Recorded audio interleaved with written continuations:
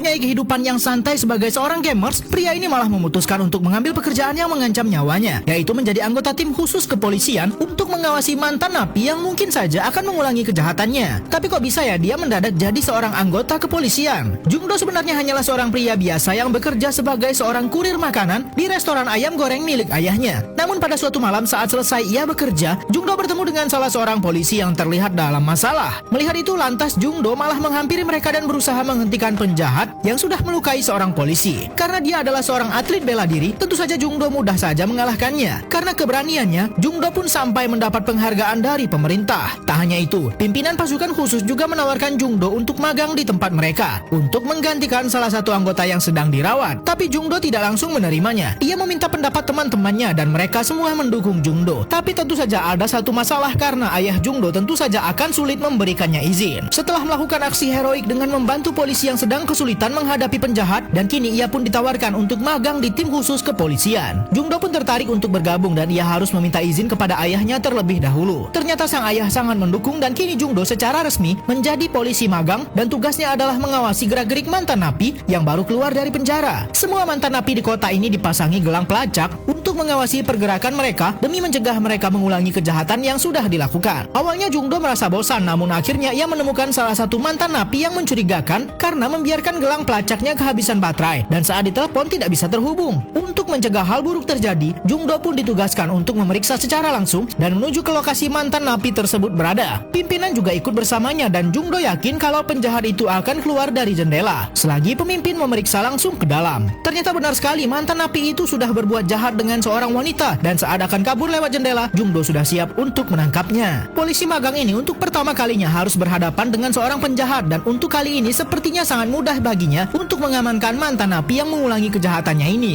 Dan Jungdo pun sepertinya semakin bersemangat dengan pekerjaan barunya ini. Ia terus mengawasi mantan napi yang dicurigai akan mengulangi kejahatannya. Tapi karena masih terlalu menggebu-gebu, Jungdo sulit mengendalikan emosinya dan hampir saja ia melukai target mereka. Untunglah pimpinan masih sempat mengejar dan menghentikan Jungdo. Sepertinya Jungdo harus masih banyak belajar untuk menjadi anggota khusus kepolisian. Namun pimpinan tidak terlalu mempermasalahkan sikap Jungdo dan malah mengajak Jungdo dan teman-temannya makan malam bersama. Namun saat mereka selesai makan di restoran, anggota di kantor memberikan kabar kepada pemimpin bahwa ada salah satu mantan napi yang mencurigakan karena membiarkan alat pelacaknya kehabisan baterai dan tidak bisa dihubungi. Jungdo dan pemimpin langsung menuju ke lokasi terakhir penjahat ini terlacak. Keberadaannya semakin sulit ditemukan karena ternyata penjahat itu sudah merusak gelang pelacak miliknya. Sebuah drone diterbangkan untuk mencari seorang penjahat yang kabur di sekitar kawasan ini. Setelah keberadaannya ditemukan, Jungdo yang merupakan seorang polisi magang pun akan menangkapnya. Pemimpin sempat mengkhawatirkan Jungdo karena penjahat itu bersenjata, tapi ia tetap nekat berlari mengejar penjahat itu. Pimpinan memberikan arahan melalui alat komunikasi mereka dan terlihat penjahat itu seperti mendobrak rumah seseorang. Pria ini adalah mantan narapidana yang baru saja keluar dari penjara dan ternyata ia masih saja berbuat jahat. Jungdo pun berusaha menenangkannya dan penjahat ini malah melawan. Tapi karena Jungdo adalah polisi magang yang berbakat, mudah baginya untuk membuat penjahat ini tak berdaya. Namun penjahat ini malah mengancam ingin mengakhiri hidupnya sendiri. Pimpinan yang sudah tahu betul bagaimana tabiat penjahat ini pun meminta Jungdo mengulangi perkataannya untuk disampaikan kepada penjahat ini. Ternyata kalimat yang diucapkan pimpinan benar-benar membuat penjahat ini luluh dan menghentikan perbuatan jahatnya. Disinilah Jungdo sadar bahwa untuk menangani sebuah kasus tidak selamanya harus menggunakan kekerasan. Polisi magang ini terus mengawasi para mantan narapidana yang kini menjadi tanggung jawab tim khusus kepolisian. Tujuan mereka adalah memastikan tidak ada mantan narapidana yang mengulangi kejahatan mereka. Namun malam ini lagi-lagi mereka mendapati pergerakan salah seorang mantan napi yang mencurigakan dan bahkan mengancam mereka melalui telepon. Jungdo bersama pemimpin pun langsung menuju ke lokasi terakhir penjahat itu berada dan ternyata ia sudah cukup lama pergi. Jungdo langsung memeriksa semua tempat yang dimana banyak wanita di sana karena penjahat ini dulunya adalah seseorang yang suka melecehkan perempuan. Ternyata perkiraan Jungdo benar. Penjahat ini masuk ke sebuah salon milik seorang perempuan dan langsung menjalankan niat jahatnya. Untunglah Jungdo berhasil menemukan penjahat itu dan langsung memecahkan kaca pintu untuk menghentikan pria tak bermoral ini. Tanpa pikir panjang lagi, Jungdo langsung mengambil tindakan sendiri walaupun ia hanya seorang polisi magang. Dan karena keberaniannya selama magang, Jungdo pun mendapat penghargaan khusus dan kini ia resmi diangkat menjadi anggota tetap tim khusus kepolisian. Tapi dengan begitu tanggung jawabnya semakin besar dan ia akan menghadapi kasus yang lebih besar lagi. Seorang tahanan dengan latar belakang kejahatan pelecehan terhadap anak di bawah umur baru saja dibebaskan. Namun tim khusus dari kepolisian akan tetap mengawasinya dengan memasang alat pelacak di kakinya dan jika didapati ada pergerakan mencurigakan, maka ia akan kembali ditindak. Saat mantan napi ini diantar pulang oleh kepolisian, ternyata sudah banyak warga yang mengamuk karena tidak sepantasnya seseorang yang sudah melecehkan anak dibebaskan. Mantan napi bernama Ki Jung ini pun sama sekali tidak memperdulikan amukan warga, dan saat pada malam harinya Ki Jung kedatangan seorang tamu yang ternyata itu adalah rekannya dulu saat masih aktif melecehkan anak-anak. Jung Do yang kini ditugaskan untuk mengawasi Ki Jung akan terus mengikuti kemanapun Ki Jung pergi. Karena pagi ini ada pergerakan dari Ki Jung, tim kepolisian pun langsung bergerak untuk mengikutinya. Terlihat penjahat ini seperti melakukan janji temu dengan seseorang yang mencurigakan, dan ternyata Ki Jung ditawari untuk kembali berbuat jahat dengan cara membuat video bersama anak-anak dan ia akan diberikan bayaran yang begitu besar. Jung Do yang sedang mengikuti Ki Jung terlihat kehilangan jejak dan ia melaporkan kepada pimpinan. Akhirnya pimpinan pun mencoba menelpon Ki Jung dan ternyata Ki Jung mengangkatnya, dan Ki Jung mengatakan ia sedang mencari makan di sebuah pusat perbelanjaan. Kali ini tim khusus kepolisian berhasil dikelabui oleh Ki Jung. Tapi ternyata walaupun sudah ditahan 10